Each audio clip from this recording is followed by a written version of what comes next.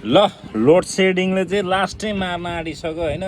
एकतिर लाइन नभएको, एकतिर घाम त्यस्तै चर्किने होइन। सरकारले के गरेको हो यार, यो पूर्वी तराई भेगमा त यार लास्टै लाइन नआएर त यहाँ त बिजोग भयो त हो। अब के गर्नु क्या, कहाँ जाने।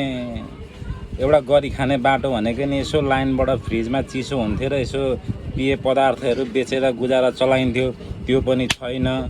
अनि गर्मीले त्यस्तै, अब डिग्री पनि घामको यता के अरे 35-36 पुगिदिन्छ। रोडमा जाउँ भने रोड ततेर त्यस्तै।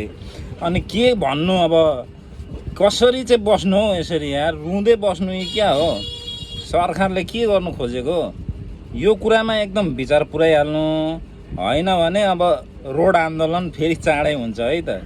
यो कुरा मेरो लागि मात्रै भनेको होइन, यो आम जनता सबैको लागि भनेको हो। त्यही भएर यो कुरालाई सबैतिर फैलिने गरी सेयर गरेर सरकारसँग पुर्याइदिनु होला। यति नै भन्दै बिदा हुन चाहन्छु। हस्त जय नेपाल।